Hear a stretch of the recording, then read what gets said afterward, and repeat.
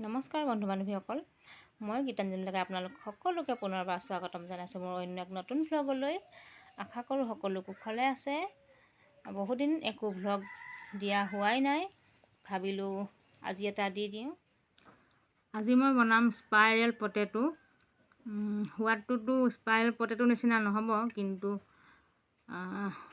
ডিজাইনটো হ'ব নহ'ব ক'ব নোৱাৰিছোঁ, কিন্তু হ'লেও চেষ্টা কৰিম অকণমান। এইটো মানে আলুকেইটা প্ৰথমতে ধুনীয়াকৈ ধুই ল'লোঁ। এতিয়া এনেদৰে বাঁহৰ মাৰি এডাল বনাই সুমুৱাই দিম। তো বেকা বেকিকৈ সোমাই গ'ল, একো নাই। এতিয়া এইখন চুৰিৰ সহায়ত মই কাটি ল'ম।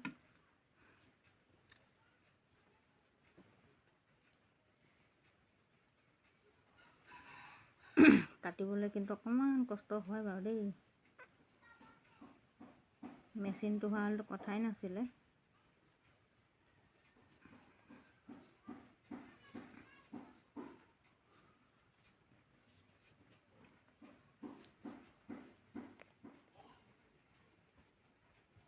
এনেদৰে মেলি দিলোঁ। এইখিনি কিন্তু বহুত শকত হৈ থাকিলে কি হ'ব জানো। বাকীকেইটা এনেদৰে ৰেডি কৰি ল'ম। এইখিনি ৰেডি হৈ গ'ল। 4টা আলু বনাইছোঁ মই। বহুত বেছি ভাল নহ'ল যদিও চেষ্টা কৰিছোঁ, হৈছে আৰু স্প্ৰিং টাইপৰ। এতিয়া এইখিনি নিমখ পানীত তিয়াই থৈ দিম, অলপ দেৰি থাকিব। এতিয়া সময়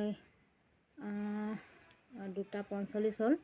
মই এইখিনি গধূলিহে মানে ভাজিব পাৰিম চাগে। এতিয়া ধনুক টিউশ্যনলৈ যাম, তেতিয়ালৈকে এইখিনি মই নিমখ পানীত তিয়াই থৈ যাওঁ। মোৰ ষ্টাইলত বনাই চাম কেনেকুৱা হয়। মই আহি পাই গ'লোঁ। এতিয়া পাই পিনে কিবা কিবি কাম কৰি ল'লোঁ। অলপমান কাপোৰ ধুবলৈ আছিলে, গধূলি সময়ত হ'লেও ধুবই লাগে।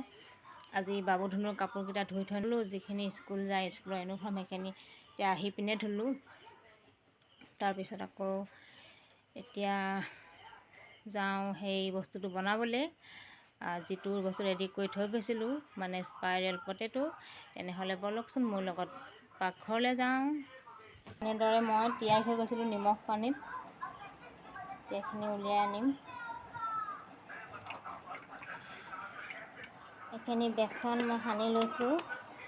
ইয়াত দিছোঁ জিৰা গুড়ি অকণমান, ধনিয়া গুড়ি, এনেকৈ জলকীয়া গুড়ি কিবা কিবি দিছোঁ আৰু হালধি অকণমান, যাতে ৰংটো আহক।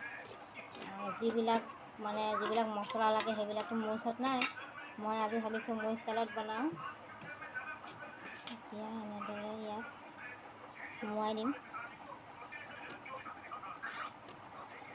সোমোৱাই দিম।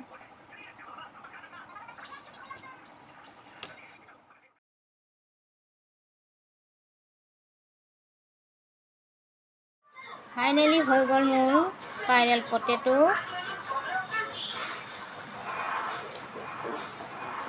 খাবলৈ কেনেকুৱা বা লাগে সেইটো খাই চোৱাৰ পিছতহে গম পাম।